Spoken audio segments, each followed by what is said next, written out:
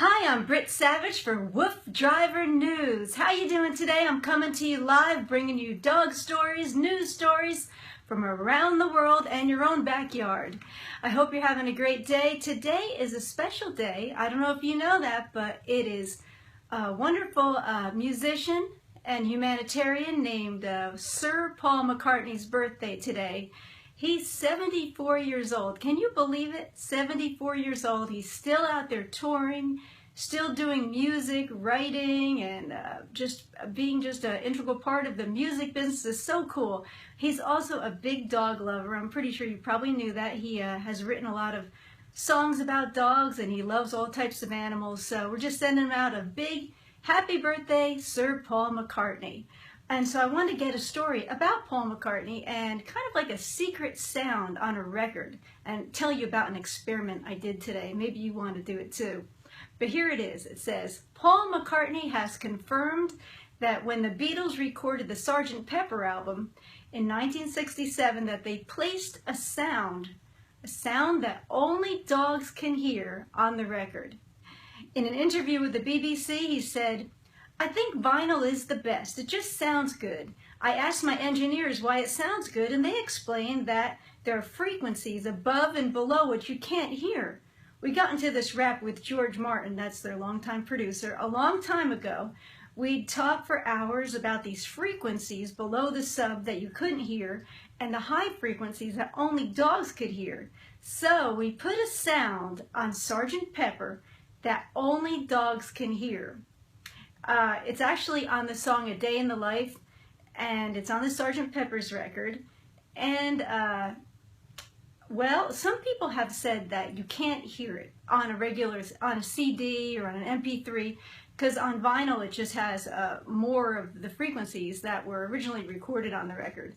But I'm telling you, today, my dog Lucy was sleeping underneath the desk, and she's a pretty sound sleeper and usually snoring and all that. And I just thought, let me test it. So I put on the song, and if you're familiar with it, it's like, I heard the news today. You know the song. I'm not going to sing it. But in the song, there's a lot of volume, and there's a bunch of orchestral crashes, and I have to say that might have woken her up. But all of a sudden, I'm watching her, and about 3/4 of the way through the song, her ears were going like, you know how like a Boston Terrier's ears? They're like going like, doop, I kind of hear something, oops, I kind of hear something, but she was still asleep. Then it went on about maybe 30 seconds longer, and then she got up, shook her head, kind of did that stretch, like a big old stretch, and then did a circle and rolled back into the bed again. So I'm not sure. I tried it again, like when I was looking at the video, I was going to try to figure out how I could post it on here. But when it got to that part again, just on my phone, which would mean it was even lower in frequency, she did the ear thing again. So I can't really figure it out, but why don't you try it? I'd love to know if it works on your dog. That'd be really funny. But speaking of frequencies and gadgets and things, the new cutting edge things that were done even in 1967, I said last time that we would do talk about some of the gadgets that are out there, because as you know, just even on your own phone, there are so many things that are new and cutting edge. But even for dogs, there are a lot of cool things. And man, when you start looking, it's endless. All the fun things and toys and gadgets and fun things you can do with your dogs. But I just got to a couple of them, and some are really wacky. The most popular one for most people are a GPS device.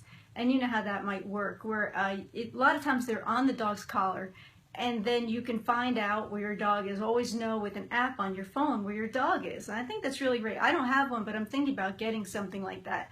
But there are ones that were more advanced where you could set maybe a safe area, like let's say your backyard, where every time the dog stepped out of the backyard, you would get a signal and know that the dog got out, and then you could find your dog.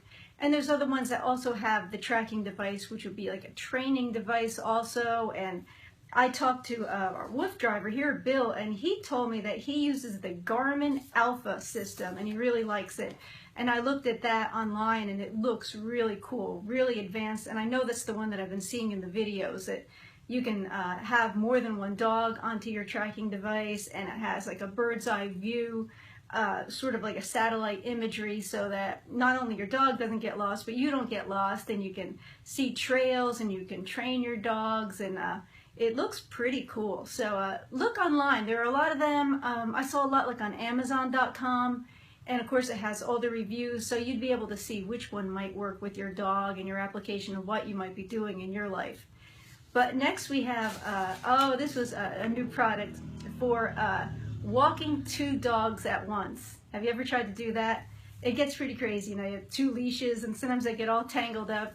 Where a company called Wigsy came up with a tangle-free leash. So it's 2 different retractable leashes, but you can actually control them.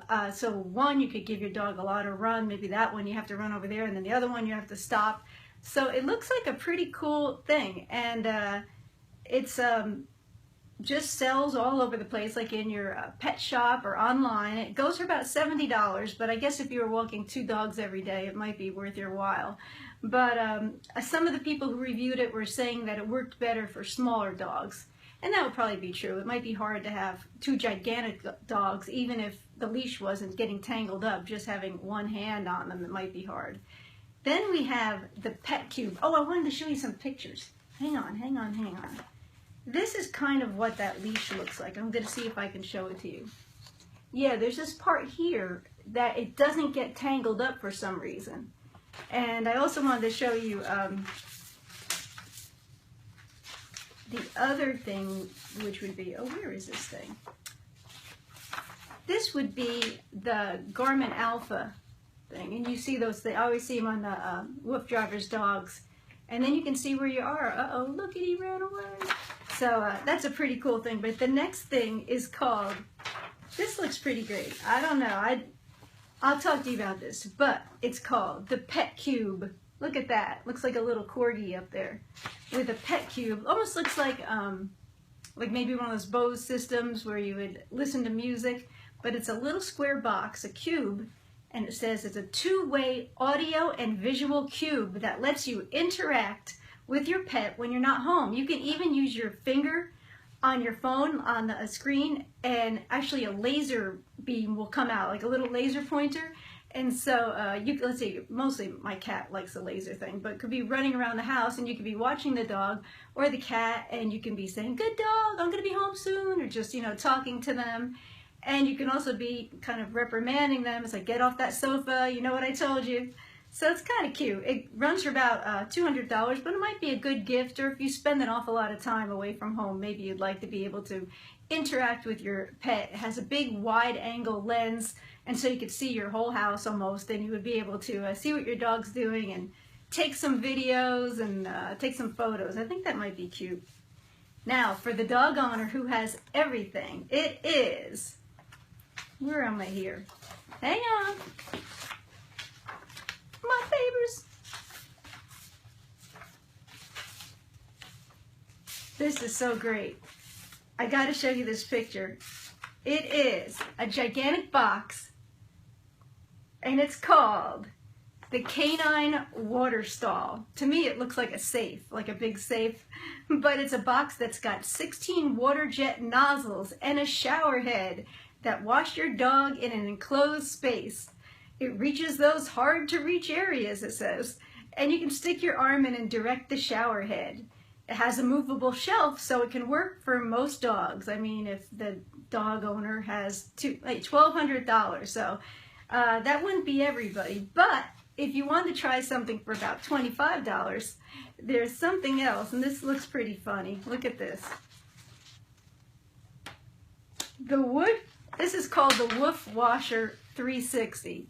This water and shampoo spraying hula hoop design passes over your dog. Looks like a great idea, but I've seen some pretty bad reviews online, and most of the reviews, the negatives were more like my dog hated it or, you know, ran away, but a lot of dogs don't like getting a bath anyway, and so I don't know whether it was actually this item or more that their dog did not want to get a bath. But it'd be interesting. I'd like to know, did you ever try it? Because it looks like a kind of cool design. It almost looks like this hula hoop that you move down your dog, and it would seem like it would be good. It has an attachment for the shampoo, and then you'd hit something else and it would just be the water to rinse them off. But if you have some tips about how you give your dog a bath, let us know. That'd be really fun. And if you want to find out more like Woof Tech stuff, just go down to allwoof.com. Just go to that website, scroll down a little bit, and there's a Woof Tech type place where you can just click in there, and there's so many things like that you can read about and see pictures and all that. And if you have any questions for me, just ask me, and I'm going to try to find out more information of any of the things I mentioned today, or if you know a cool like new gadget that you're using that you think is really fun, let me know. It's going to be a really special week at WooFDriver. This is going to be really cool. 2 brand new shows going live this week. It's going to be crazy. First we have Carol Grace Anderson. She wrote this book. Look at this. I don't know if you can see it. Paw Prints of Wisdom. Life Lessons from Our Dogs. It's a brand new book, just came out. It's available all over. Even if you have Cracker Barrel stores where you live, just go in there. It's in there. It's pretty cool. And she's going to be doing a live program where she's going to be just talking about all the cool lessons we learned from our dogs. Also, Dean Miller, the dog counselor, he's coming, and that's going to be really cool. Got to fix my, aha, look at that. Look, look, look. He's going to be speaking all about dog training, giving us some dog training tips live. I don't know how that's going to work. Do you think he's going to be training his dog, you know, live, or just letting us know? Maybe we can just type in a problem we're having with our dog. Anything goes when it's live here on WooFDriver. That's the fun of it, really. But those are 2 brand new shows, and we're going to be adding some more. So I hope you'll just kind of like click on this so we can follow us and let us know what we're doing and whether you like what we're doing. And we love your comments and see what you're up to and what's going on in your life with your dog. We really love it. I appreciate all the people who have given us feedback, and I read every single one of our comments. So let me know about that, but I'm going to read some of your comments now and see what you're doing. Oh, look, Kitty Cat says she sticks with the low-pressured sprayer. Mine has rubber bristles and both pull loose for massages for their skin. Bear loves it. Oh, that's great. I usually wash our dog in the bathtub, and the tough part is around the face. So I like to find something. I usually use more of a washcloth and just sort of wipe. But sometimes, you know how dogs like to rub in something, so it's like their necks really smell like a dead bird or something. Let me see what else you're saying. Happy birthday, everyone. Okay, Connie, happy birthday. Well, that's pretty great. Well, let us know what your tips are for washing your dogs. Even with that really fancy $1,200 one, it's still hooked up to a garden hose. That was the wackiest thing. I mean, if you're spending $1,200 on a dog washer, I want it to be like, you know, slightly warm water, or maybe a drying device. I mean, they should have hooked that up. Maybe that's the $12,000 version. Happy birthday. Hi from Richmond, Virginia. Susan, hi to you too. As I said before, I'm Britt Savage. I'm from Nashville, but I've lived a bunch of different places, and I love that we actually hear from people all over the world. So that is really great. And so it might not even be daytime where you are. So good evening or very early good morning to wherever you are. But I just wanted to say that we're happy that you're here. And it's been so cool talking to you about Woof Tech stuff. And I will see you again really soon. Bye now for WooFDriver.